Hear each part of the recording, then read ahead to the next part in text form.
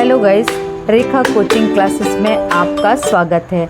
आज हम पढ़ेंगे थर्ड चैप्टर तत्वों का वर्गीकरण। तो आइए शुरू करते हैं आज के प्रश्नोत्तर की श्रृंखला। आज का हमारा चैप्टर है तत्वों का वर्गीकरण से संबंधित।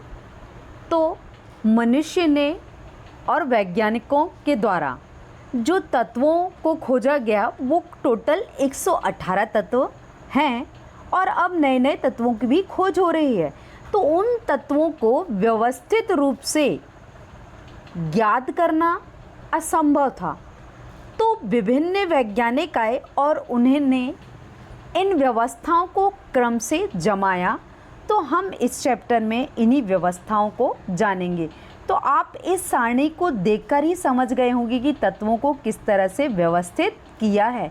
तो सारे वैज्ञानिक आए, उन्होंने अपने अपने मत के अनुसार अपना ग्राफ, अपनी जो वर्क करने की क्षमता है उसको व्यक्त किया। लोथरमेयर आए, डोबेराइनर आए, सारे वैज्ञानिक आए, उन्होंने अपना मत दिया। और जब आगे की ओर जब हम गए तो तत्वों को उनके गुणों के आधार पर, उनके इलेक्ट्रॉनिक विन्यास के आधार पर उन्हें अलग अलग समूहों में बांटा। तो आज हम इस चैप्टर में इन्हीं से संबंधित प्रश्नों के उत्तर को जानेंगे। तो आइए हम जानते हैं कि आवर्त सारणी क्या है, उसके लक्षण क्या हैं और कुछ नियमों को जानेंगे। तो आइए शुरू करते हैं आज का प्रश्न। पहला, ये हम तत्वों का वर्गीकरण क्यों करते हैं, क्यों आवश्यक है? तो वर्गीकरण से आवर्त सारणी में किसी तत्व की स्थिति और पहचान करने में मदद मिलती है। मान लो सारी चीज़ों को हम इकट्ठा रख दें तो हम उसे पहचान नहीं पाएंगे। तो क्या करना है हमें उसे पहचानने के लिए, तो हम उन्हें आसानी से पहचान सकें। उस स्थिति में क्या किया जाता है, तत्वों को उनके निश्चित क्रम में विन्यसित किया जाता है। तो यौगिकों की गुणों की भविष्यवाणी की जा सकती है। आवर्त सारणी में तत्वों की व्यवस्था से उनके गुणों का पूर्व अनुमान लगाना और उनकी तुलना करना क्या हो जाता है, सरल हो जाता है। तो सर्वप्रथम आवर्त सारणी में जो मेंडलीव ने है तत्वों को उन्हें अपने क्रम से व्यवस्थित किया। आइए हम उन्हीं क्वेश्चनों को जानेंगे। सबसे पहले तो हम जान लें कि तत्वों का जो वर्गीकरण है आधुनिक आवर्त सारणी के अनुसार उनके इलेक्ट्रॉनिक विन्यास के आधार पर 4 वर्गों में बांटा। S block, P block, D block और एफ ब्लॉक। आप देखिए जो लिखा हुआ है एस ब्लॉक, पी ब्लॉक, तो उनके रंगों से मैच हो रहा है। तो आपको याद रखना है कि एस ब्लॉक जो है वो किस तरह व्यवस्थित हैं। एस ब्लॉक में एस ब्लॉक जो है वो 2 भागों में बटा रहता है, क्षारीय धातुएं और क्षारीय मृदा धातुएं। और जो पी ब्लॉक जो है 13 से 18 तक का जो ब्लॉक होता है उसे पी ब्लॉक कहते हैं।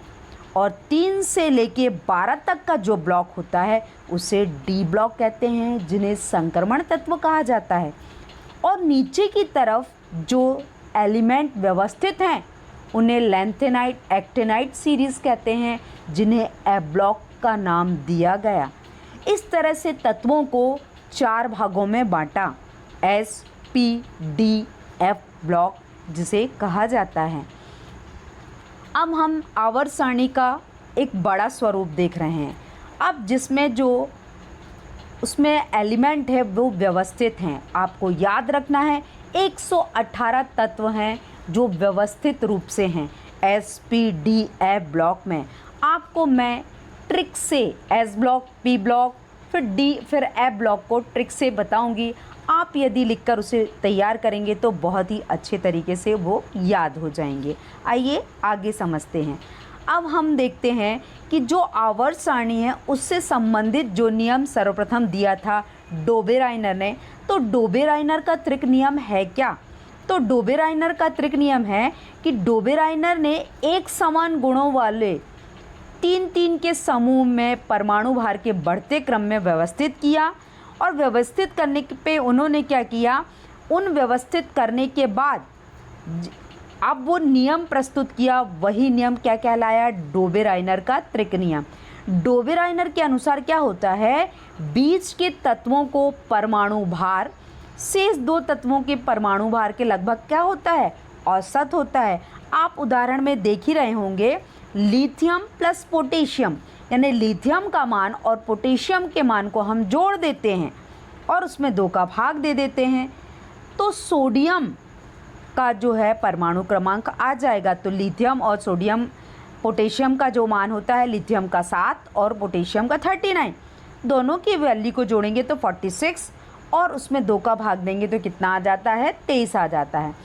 तो इस प्रकार हम किसी भी तत्व के परमाणु भार को निकाल सकते हैं डोबेराइनर त्रिक नियम के आधार पर। अब हम आइए जानेंगे न्यूलैंड ने अष्टक नियम दिया। तो देखिए नाम से ही समझ में आ रहा है, न्यूलैंड जो साइंटिस्ट हैं, अष्टक का अर्थ होता है 8।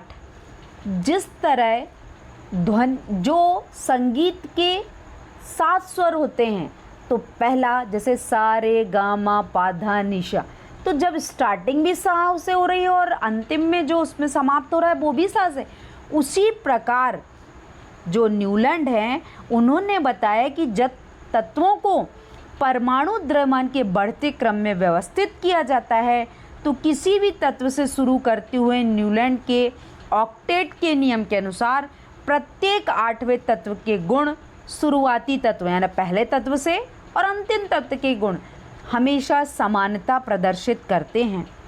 अब पहला तत्व का जो डिफाइन करेगा, जो गुण व्यक्त करेगा, वो अंतिम भी करेगा। तो न्यूलैंड ने उसे अष्टक नियम कहा, क्योंकि उनके गुणों में क्या हो रही है, पुनरावृत्ति हो रही है। जैसे कैल्शियम तक के तत्व ही अष्टक के नियम के अधीन थे, यानी बाद में क्या हो गया, ये नियम फेल हो गया, पर इन्होंने बताया ये नियम, इसीलिए हमें ये याद रखना पड़ेगा। यही है न्यूलैंड का अष्टक नियम कि पहला एलिमेंट उसके 7वें मतलब 8वें तत्व से समानता प्रदर्शित करता है। आप चित्र के माध्यम से देख ही रहे होंगे, हर एक एलिमेंट, पहला एलिमेंट 7वें से, फिर 8वें से, इस तरह से अलग अलग एलिमेंट किस तरह से अपने गुणों की व्याख्या कर रहे हैं। अब आ जाता है लोथर मेयर। अब कौन आया, लोथर मेयर। अब जब लोथर मेयर आए तो उनने क्या किया, इन तत्वों को अपने ग्राफ में वक्र के रूप में रखा। आप देख ही रहे हैं कि लोथर मेयर ने अपने तत्व तालिका बनाने के लिए परमाणु, आयतन, गलनांक, क्वथनांक इत्यादि जैसे भौतिक गुणों का उपयोग किया और उन्हें तत्वों को इस तरह से व्यवस्थित किया। जब तत्वों के गुण जैसे परमाणु, आयतन, गलनांक और क्वथनांक को उनके परमाणु भार के आधार पर उन्हें क्या बना दिया, एक ग्राफ बना दिया, जिससे बोलते हैं लोथर मेयर वक्र या लोथर मेयर व्यवस्था कहते हैं। पर उसमें भी तत्वों को पूर्ण रूप से स्पष्ट व्याख्या नहीं कर पाए। तब आगे की ओर अगला नियम प्रस्तावित हुआ, जिसे हम जानेंगे। अब आ जाता है मेंडलीव की आवर्त सारणी। अब मेंडलीव की आवर्त सारणी क्या है और उसका नियम क्या है, अब हम जानेंगे। तो मेंडलीव की मूल आवर्त सारणी वर्ष 1869 में प्रकाशित हुई थी। इसमें प्रसिद्ध आवर्त नियम का जो दावा किया था वो नियम क्या था, वो नियम हम जानेंगे। तत्वों के गुण उनके परमाणु भार के आवर्ती फलन होते हैं। यानी मेंडलीव ने क्या कहा कि जो तत्वों के जो गुण हैं उनके परमाणु भार के क्या हैं, आवर्ती फलन हैं। ये किसने कहा था, मेंडलीव ने। उन्होंने जब अपनी आवर्त सारणी बनाई तो उनने अपना नियम दिया, ये उनका नियम है।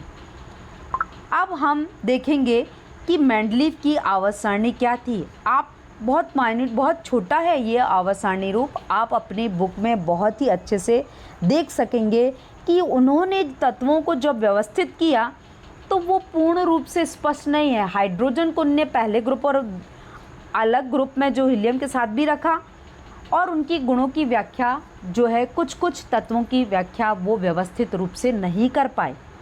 तब जो संशोधित जो सारणी बनी वो है आधुनिक आवर्त सारणी, तो जिसे लेवोजियर ने बनाया, मोज़ले और लेवोजियर। अब ये याद रखिए, इस सारणी में कुछ लाभ और कुछ हानियाँ थे और कुछ कमियाँ थीं, जिसे संशोधित करके आगे की ओर हम देखेंगे। अब आई आधुनिक आवर्त सारणी। इस आधुनिक आवर्त सारणी में तत्वों को व्यवस्थित रूप दिया गया। देखिए, सबसे पहले जो एलिमेंट दिख रहे हैं वो एस ब्लॉक के एलिमेंट हैं, जिसमें hydrogen, lithium, sodium, potassium, rubidium, caesium और फ्रांसियम है। उसके बाद beryllium, magnesium, calcium, strontium, barium और रेडियम है। तो ये जो तत्व हैं वो एस ब्लॉक के अंतर्गत आते हैं और एस ब्लॉक को दो भागों में बांटा, क्षारीय धातु हैं, क्षारीय मृदा धातु हैं। अब आ जाता है पी ब्लॉक। पी ब्लॉक में मैंने आपको बताया कि 13 से 18 तक होते हैं। इस प्रकार जो है आधुनिक आवर्त सारणी SPDF ब्लॉक में व्यवस्थित हुई और इनके बारे में SPDF के तत्वों के अलग अलग गुण हैं और ये तत्व अलग अलग अपनी विशेषता को प्रदर्शित करते हैं। अब हम जानेंगे आधुनिक आवर्त नियम क्या है। तो जब तत्वों को बढ़ते परमाणु क्रमांक के रूप में व्यवस्थित किया जाता है तो उनके रासायनिक और भौतिक गुणों के आवर्ती पुनरावृत्ति होती है। हमने वहाँ देखा था कि वो परमाणु भारों के आवर्ती फलन थे, पर यहाँ पे हम देखेंगे कि परमाणु क्रमांक के आवर्ती फलन होते हैं। तो आपको मेंडलीव के नियम जो था उसमें अलग याद रखना है और आधुनिक आवर्त नियम अलग है, थोड़ा सा डिफरेंस है, ये याद रखना है आपको। अब हम पढ़ेंगे आधुनिक आवर्त सारणी की क्या विशेषता हैं। तो पहली विशेषता है यह आवर्त सारणी तत्वों के इलेक्ट्रॉनिक विन्यास पर आधारित है। किस पर आधारित है? तत्वों के इलेक्ट्रॉनिक विन्यास पर। दूसरा है कि धातु और अधातु को पृथक रखा। मेंडलीव ने क्या किया था? धातु अधातु को व्यवस्थित तो किया पर सही रूप से व्यवस्थित नहीं किया। पर आधुनिक आवर्त सारणी में धातु और अधातु को कैसे रखा? पृथक रखा। तीसरा, संक्रमण तत्वों को सामान्य तत्वों से पृथक कर दिया। जो संक्रमण धातु जो है, संक्रमण तत्व जो हैं, उनकी क्वालिटी अलग थी, तो उन्होंने क्या किया? एक मध्य में 3 से 12 तक के तत्वों को ही संक्रमण तत्व कहते हैं, डी ब्लॉक के तत्व कहते हैं, तो उसे व्यवस्थित किया। चौथा, तत्वों को इलेक्ट्रॉन भरने के आधार पर उसे तत्वों को SPDF ब्लॉक में विभाजित किया। पांचवा, दुर्लभ मृदा तत्वों को उपयुक्त स्थान पर मुख्य आवर्त सारणी के बाहर नीचे रखा। यानी जो दुर्लभ, यानी जिसे हम F ब्लॉक कहते हैं, तो वो दुर्लभ मृदा तत्व हैं, उन्हें सारणी से नीचे की ओर व्यवस्थित किया जिससे उन्हें अलग पहचान दे सकें। तो ये है आधुनिक आवर्त सारणी की विशेषताएं। अब हम जानेंगे SPDF ब्लॉक की विशेषताएं। यदि आपने S और P ब्लॉक की विशेषताएं याद कर ली तो D और F ब्लॉक की विशेषताएं आपको अच्छे से समझ जाएंगी। तो आइए हम पढ़ेंगे S ब्लॉक की। तो पहला है, इनमें इलेक्ट्रॉनिक विन्यास करने पर अंतिम इलेक्ट्रॉन कहाँ जाता है? S उपकोष पर। 1s2 2s2 मतलब जब इलेक्ट्रॉन का भराव होगा तो वो अंतिम कोश में इलेक्ट्रॉन S उपकोष में प्रवेश करता है। दूसरा, इनकी बाहरी कोश का इलेक्ट्रॉनिक विन्यास क्या होता है? NS1-2। तीसरा, हाइड्रोजन को छोड़कर अन्य सभी तत्व धातु हैं और प्रथम समूह के तत्व तथा द्वितीय समूह के तत्व क्षारीय मृदा तत्व कहलाते हैं। ये मैं पहले ही आपको बतला चुकी हूँ। चौथा है, इनकी ऑक्सीकरण संख्या +1 या +2 होती है। तो याद रखिए, अगर क्षारीय धातु उनकी +1 और क्षारीय मृदा धातु होंगी तो उसकी +2 होगी। यानी अंतिम कोश में जितना इलेक्ट्रॉन बचता है वही उसकी क्या है? संयोजकता होगी। नंबर 5, ये प्रबल आयनिक यौगिक बनाते हैं। ये प्रबल आयनिक यौगिक का मतलब है कि अपने इलेक्ट्रॉन को क्या करते हैं? दान कर देते हैं, इसलिए ये धनी, क्योंकि धन आयनिक होते हैं। तो ये अपने यौगिकों में व्यक्त किए जाते हैं, इसलिए ये प्रबल धनायनिक यौगिक होते हैं। अब आ जाती है पी ब्लॉक। यदि एस ब्लॉक बना तो पी ब्लॉक भी बनेगा। तो अंतिम इलेक्ट्रॉन पी उपकोष में प्रवेश करता है। दूसरा, इनके संयोजी कोश का इलेक्ट्रॉनिक विन्यास NS2-NP1-6 होता है। ये प्रायः अधातु तथा उपधातु हैं। कुछ भारी तत्व धातु भी होते हैं। तो याद रखिए, पी ब्लॉक अलग डिफाइन कर रहा है। प्रायः इनकी निश्चित संयोजकता होती है, किंतु कुछ तत्व परिवर्ती भी होते हैं। यानी +1 +2 तो होती है, +3, पर कुछ परिवर्ती होते हैं +1। तो इलेक्ट्रॉन जो लेगा तो फिर ऋणी भी हो सकते हैं। तो याद रखिए इनमें जो परिवर्ती संयोजकता प्रदर्शित करने की क्षमता होती है पी ब्लॉक में, ये आपस में सहसंयोजी यौगिक बनाते हैं। जब इलेक्ट्रॉनों का साझा कर लेंगे तो आदान प्रदान करेंगे तो कौन सा यौगिक बनाएंगे? सहसंयोजी यौगिक। परंतु एस ब्लॉक के जो तत्व हैं ये इस तरह की गुण व्याख्या नहीं करते हैं। तो आपको मैंने एस ब्लॉक और पी ब्लॉक के तत्वों की विशेषताएं, उनकी गुणों की व्याख्या की। अब आइए हम जानेंगे परमाणु त्रिज्या किसे कहते हैं। तो देखिए उसके नाम से ही डिफाइन हो रहा परमाणु त्रिज्या। परमाणु की नाभिक से, देखिए किसी परमाणु की मुक्त अवस्था में उसके नाभिक से बाह्यतम को उसकी दूरी, आप चित्र से देख रहे हैं कि परमाणु का जो नाभिक है बीच है और उसके ऊपर जो ऊपर इलेक्ट्रॉन है जो वो चक्कर लगा रहे हैं, तो बाह्यतम कक्ष की दूरी उसकी परमाणु त्रिज्या कहलाती है। इसका मापन संभव नहीं है, अतः अणु के अंदर इसे मापा जाता है। अतः सहसंयोजक त्रिज्या वॉन्डर वॉल्स त्रिज्या भी कहलाती है। परमाणु त्रिज्या के ये दो नाम भी हैं।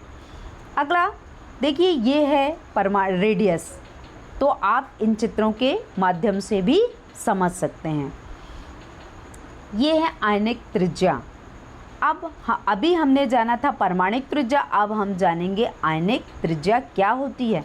जब एक परमाणु आयन बन जाता है तो इसकी त्रिज्या बढ़ सकती है या घट सकती है। तो जो परमाणु की आयनिक त्रिज्या है, एक तत्व के परमाणु की आयनिक त्रिज्या अलग अलग हो सकती है। यह इस बात पर निर्भर करती है कि धनायन है कि ऋणायन। तो जो प्राप्त खोए हुए इलेक्ट्रॉनों की संख्या है उस पर निर्भर करेगी। धनात्मक आयन या ऋणात्मक आयन, उस पर निर्भर करेगी उसकी आयनिक त्रिज्या। तो देखिए ये आयनिक त्रिज्या को हम किस तरह से, तो आयन में देखिए धनायन और ऋणायन है, तो उनकी जो त्रिज्याएं हैं वो किस तरह डिफाइन कर रही हैं, तो यही है आयनिक त्रिज्या। तो हम उसके केंद्र से देखिए धनायन और ऋणायन है, तो धनायन और ऋणायन के बीच के केंद्र से उनकी बीच की दूरी को जब मापा जाएगा तो वही कहलाएगी उसकी आयनिक त्रिज्या। तो केंद्र से परिधि तक की दूरी को ही तो हम क्या कहते हैं, त्रिज्या कह रहे हैं। तो धनायन और ऋणायन के केंद्र से जो दूरी है वही उसकी क्या कहलाएगी, आयनिक त्रिज्या कहलाएगी। अगला क्वेश्चन है इलेक्ट्रॉन लब्धि और विद्युत ऋणात्मकता में अंतर। तो हम इलेक्ट्रॉन लब्धि और विद्युत ऋणात्मकता में अंतर देखेंगे। पहला है एक इलेक्ट्रॉन को एक पृथक गैसीय परमाणु में जोड़ा जाता है तो उत्पन्न ऊर्जा की मात्रा को क्या कहेंगे, उसकी इलेक्ट्रॉन लब्धि एंथैल्पी। इलेक्ट्रॉन मतलब इलेक्ट्रॉन ही होता है, लब्धि का मतलब ये होता है कि एक इलेक्ट्रॉन को एक पृथक गैसीय परमाणु से जोड़ा जाता है तो उत्पन्न, यानी जब उससे जोड़ा तो क्या हुई, ऊर्जा उत्पन्न हुई। उस ऊर्जा को ही क्या कहेंगे, इलेक्ट्रॉन लब्धि एंथैल्पी। अब हम जानेंगे कि विद्युत ऋणात्मकता क्या है।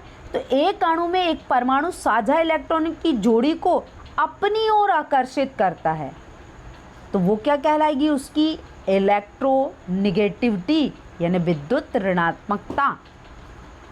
दूसरा है यह एक पृथक परमाणु का गुण है, यानी इलेक्ट्रॉन लब्धि जो क्या है वो क्या है, यह परमाणु का पृथक गुण है। जबकि विद्युत ऋणात्मकता क्या है, एक बंधित परमाणु का गुण है, यानी बंधा हुआ परमाणु है उसका गुण है। आइए थर्ड जानेंगे।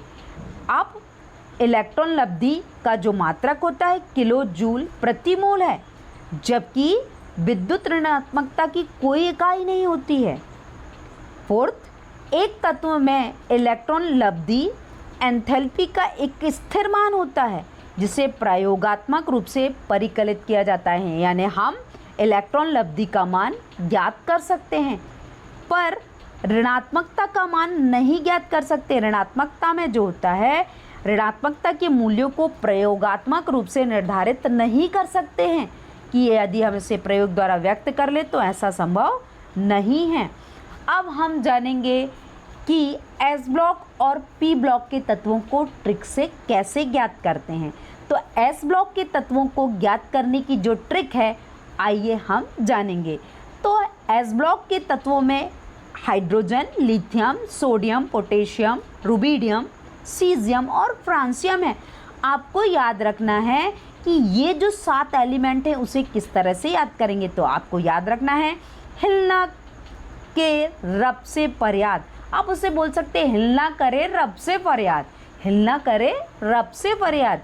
हा से हाइड्रोजन, ली से लिथियम, ना से सोडियम, के से पोटेशियम, रब से रुबिडियम, से सीजियम और फरियाद यानी फ्रेंशियम। तो ये आपको ट्रिक याद रखना है बार बार सुनकर। अब आ जाता है Be beryllium, Mg magnesium, Ca calcium, Sr strontium, Ba barium और Ra रेडियम। तो इसे हम ट्रिक से याद करते हैं। बे मग केसर 12। बे मतलब बेरिलियम, मग मीन्स मैग्नीशियम, Ca मतलब कैल्शियम, Sr स्ट्रांसियम, सर मतलब strontium, Ba barium, Ra radium. तो इस तरह से हम ट्रिक से एस ब्लॉक के तत्वों को ज्ञात कर सकते हैं।